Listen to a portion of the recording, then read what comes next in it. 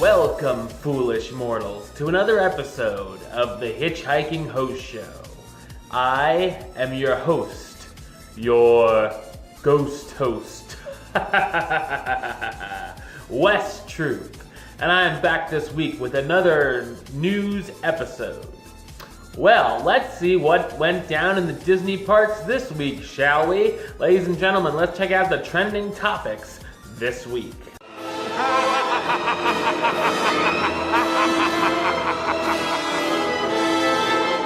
Okay, so this past week over at Disney's California Adventure Park, the sign on the building of the Twilight Zone Tower of Terror has been removed already, to the surprise of many. It had been announced the California version will be closing on January 2nd, 2017, to be replaced by Guardians of the Galaxy Mission Breakout, which is set to open sometime next summer. But many didn't expect this sign to come down in just September. It's a sad day for Disneylanders who are big fans of the tower. Now I know a lot of people are very split on this decision. It is a shame to see Disneyland's Tower of Terror go vanish, basically. It's going to turn into something else. You know, I know there's a lot of people that stick up for Disney and say, well, the rights were going to be done anyway, so they had to replace it. But yeah, I don't. It's a touchy subject among the internet, but I really think there's more people against changing it than are for it, which is very interesting, because usually you at least have a lot of people that are for it when they change something. Like, you know, like Universal with Harry Potter Land, that had a tremendous rate of people that wanted that. Well, at least the Diagon Alley section, because you had to take Jaws. A lot of people wanted Jaws to stay. A lot of people wanted Diagon Alley. So, but with this, like at least the stuff I'm reading, it's like maybe 70 wanted the tower to stay, 30 wanted Guardians of the Galaxy. It's like, oh, okay. But you know, I'm gonna have a somewhat of an open mind. I don't think Tower of Terror should have been replaced, but maybe Guardians of the Galaxy will be a cool ride. I love the movie. We talked about this on another show, so I'm just sort of repeating myself. But you know, I understand Disneylanders. Not everyone wants to go to Disney World all the time to ride Tower of Terror, but you know, you guys sort of got the raw end of the stick on this one, that are fans of the Tower of Terror. If you're fans of Guardians of the Galaxy and you want this ride, then that's cool too, but I guess we're just gonna have to see what happens when the ride opens. That's basically all I gotta say about it right now. So let's talk about a ride. We're gonna hop back over to the Magic Kingdom. We're gonna park hop, because some big news this week announced that Stitch's Great Escape, which a lot of people agree is one of the most despised attraction in Magic Kingdom history, would be discontinuing daily operations as of October 2nd, 2016. Now, I say it's despised by many. I wouldn't say I hate the ride, but it's certainly probably on my list of things I wouldn't have to do ever again in Disney World. But anyway, however, instead of simply shuttering the attraction for good this fall, it was confirmed that Stitch's Great Escape would be operating seasonally for the remainder of the year and the beginning of 2017.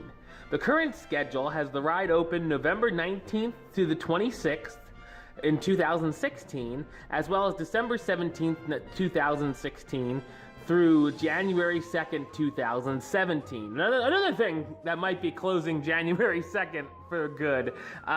There are rumors out there that a Wreck-It Ralph virtual reality experience could take its place, and for many that is good news. I know there's a lot of Wreck-It Ralph fans out there, me being one of them, and the fact that this ride, you know, is For many, so there might be some Stitch Great Escape fans out there. I don't want to burn the ride that much, but for many, it would be good news for that ride to be replaced. But again, we're gonna just have to wait and see. For now, we do know it's going to seasonal operation. Speaking of the Magic Kingdom, the park will be celebrating its 45th operating year on Saturday, October 1st, with some special activities to mark the occasion, including the following. There will be a special presentation on the Cinderella forecourt stage at 9:30 a.m., commemorating the anniversary. There will be a limited release t-shirt and pin available at the Emporium, of course, with other commemorative products available for purchase throughout the park, both on the actual anniversary date and throughout the rest of the year. Of course they will. They don't want to just have stuff for just one day for you to buy. Themed treats will be available at the Main Street Bakery and Gaston's Tavern. Rumor has it that some rare characters might make an appearance as part of the festivities as well. And guests who stop by this park may receive a commemorative button. Whoa! So, very cool. I'm very excited that Magic Kingdom is on its 45th anniversary. I love the Magic Kingdom. It's my favorite park. Just throwing that out there. So, very cool. In some other news, a casting notice was uncovered this week that seems like a Doctor Strange character experience will be debuting sometime in the near future at Walt Disney World. While the call says this will be a quote-unquote limited engagement and does not specify which park, it does suggest that Disney will be bringing a Marvel character to one of its theme parks in the very near future, which, as we know, could ruffle some feathers with Universal. And you know what I say about that? Too bad, suckers! We know Universal has their Marvel Superhero Island, and they're very proud of that. And, you know, I like it. I give Marvel their due when they deserve it. I like the Marvel Superhero Island, but, you know, they're very touch and go with Disney of what characters they can use, what aren't in Marvel and Universal's agreement.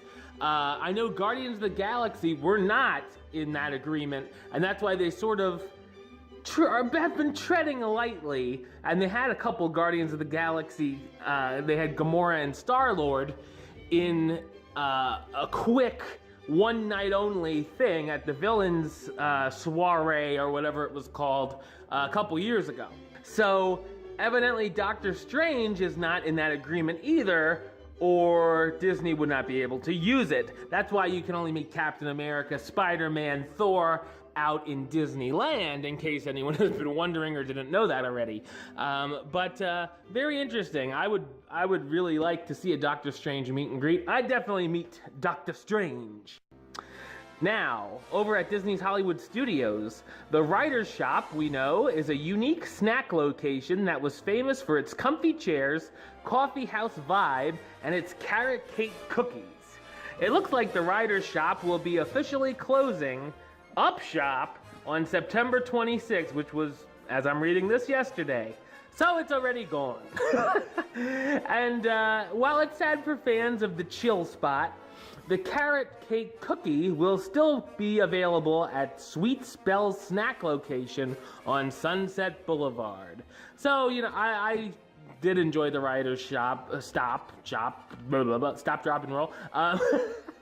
And, you know, it is what it is. I know that they're completely revamping Disney's Hollywood Studios, so you know some stuff's gotta go.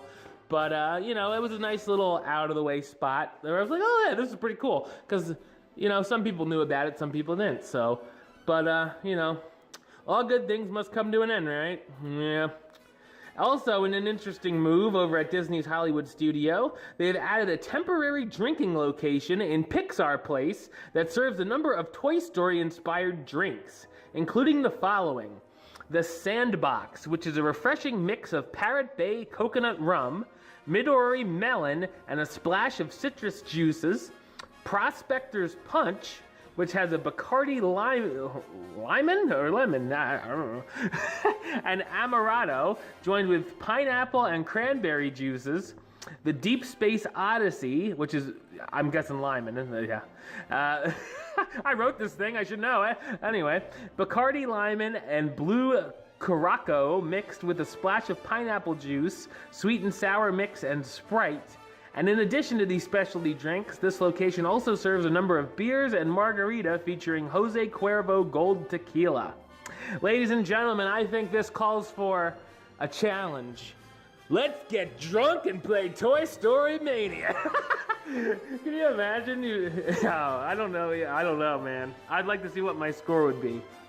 Anyway, that is available for those who are interested in drinking it up in Pixar Place. What a deal! National Coffee Day is September 29th, and to celebrate, Joffrey's kiosks throughout Walt Disney World Resort will be offering and allowing guests to purchase a hot 16-ounce or iced 24-ounce cup of coffee for, get this guys, only $1. Disney, you be losing your mind. That is awesome. A great way to celebrate the day. Make sure, if you're in the Disney World Resort, to get your butts down to Joffrey's. I can't even imagine the line for people that know. And get $1 coffee in Disney World. Holy crap. All right. All right, well, that's the show. I'll be back with another episode next week, as well as another Hitchhiking Host Show 101, where I talk about the history of a certain Disney attraction. But until then, don't forget to subscribe right here on YouTube, youtube.com/HitchHostShow, or you can like the show on Facebook, facebook.com/HitchHostShow. Follow on the Twitter @HitchHostShow, and if you want to listen to the show, or you are listening to the show, you can do it over on Podbean, hitchhostshow.podbean.com, or search for the show on iTunes or Stitcher under West Troop or the Hitchhiking Host Show. Until next time, don't forget to hurry back for the next episode. See ya.